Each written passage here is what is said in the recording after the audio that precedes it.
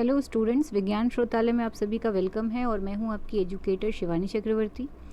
आज मैं 9th class के बायोलॉजी के टिश्यू चैप्टर यानी ऊतक जैसे चैप्टर को लेके आ गई हूं और ये हमारा जो है सेकंड पार्ट है। इसके पहले पार्ट 1 हमने बनाया हुआ है जो मेरे चैनल में अपलोड है। अगर आप में से जिन लोगों ने भी पार्ट 1 नहीं देखा है, आप प्लीज़ पहले उन लेक्चर को देख लीजिए, नहीं तो आपको आज का लेक्चर समझ में नहीं आएगा।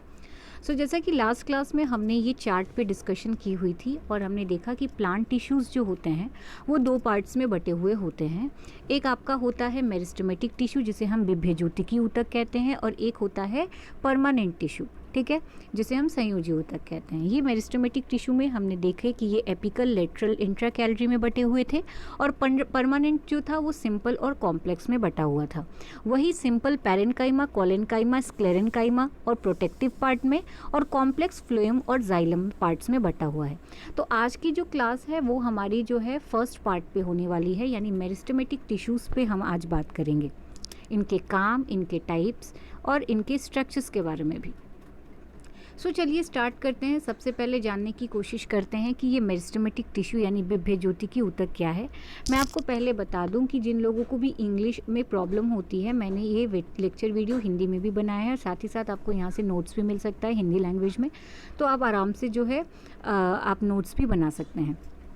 तो मेरिस्टेमेटिक टिश्यू जिसको हम विभेज्योतिकी ऊतक कहते हैं, ये एक ऐसा टिश्यू होता है प्लांट्स में जो ग्रोथ के लिए बहुत ज़्यादा रिस्पॉन्सिबल होता है, यानी वृद्धि के लिए। अगर प्लांट का कोई पार्ट बहुत जल्दी आपको देखने को मिलता है कि वो बहुत जल्दी ग्रो कर रहा है, तो आपको समझ जाना है कि उस पर्टिकुलर एरिया के सेल्स में कौन सी टिश्यूज़ है मेरिस्टेमेटिक यानी विभेज्योतिकी ऊतक पाई जाती है, जो कि वहाँ की कोशिकाओं को, सेल्स जैसा चैप्टर आपने पढ़ा ही है, सेल्स यानी कोशिकाओं का विभाजन करती रहती हैं लगातार, और जहाँ पे कोशिकाओं का विभाजन होता है वहाँ पे ग्रोथ यानी वृद्धि की संभावना बढ़ जाती है, जिससे नई कोशिकाओं का डेवलपमेंट होता है और ग्रोथ होता है।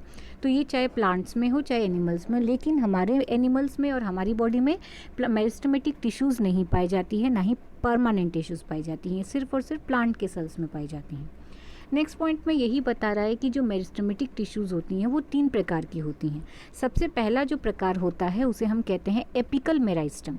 एपिकल मेराइस्टम मतलब जो सबसे टिप में होता है, ऊपर वाला जो पार्ट होता है, किसी भी तने या किसी भी जड़ में आप देखेंगे जो सबसे ऊपर वाला पार्ट होता है, जो नीचे से ऊपर की तरफ ग्रो करके जाता है लेंथ वाइज, लंबाई में, उसी को हम क्या कहते हैं, उसी को हम एपिकल मेराइस्टम कहते हैं।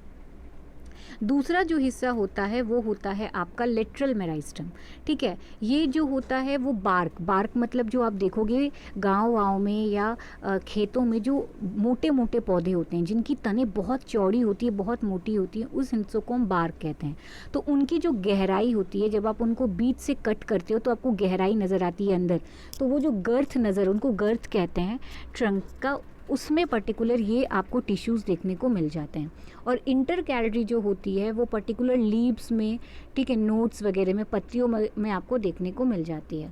तो ये आप डायग्राम से समझ सकते हो कि कैसे एक जो पर्टिकुलर मेरिस्टेमेटिक टिश्यू है वो बटा हुआ है। देखिए ऊपर वाला पार्ट क्या है, एपिकल हो गया, ये गर्थ मोटा वाला चौड़ा वाला पार्ट क्या हो गया, इंट्राकैलरी हो गया, और लास्ट वाला जो पार्ट हो गया वो लेटरल हो गया। तो इस हिसाब से मेरिस्टेमेटिक टिश्यूज़ को आप 3 रीजन्स में बांट सकते हैं, एपिकल मेराइस्टम, इंट्राकैलरी मेराइस्टम और लेटरल मेराइस्टम। ये लोकेशन हो गया टिश्यू में एपिकल मेरिस्टेमेटिक टिश्यू का। ओके, पर्टिकुलर आज की क्लास में हमने क्या पढ़ा, हमने आज की क्लास में जाना कि मेरिस्टेमेटिक टिश्यूज़ क्या होते हैं और मेरिस्टेमेटिक टिश्यूज़ के कौन कौन से टाइप्स होते हैं। तो फिर मिलेंगे अपने नेक्स्ट लेक्चर वीडियो में। तब तक के लिए थैंक यू। अगर आपने मेरे चैनल को सब्सक्राइब, लाइक, शेयर नहीं किया है तो मैं फिर से यही कहूँगी कि आप लाइक, सब्सक्राइब, शेयर करना मत भूलिएगा।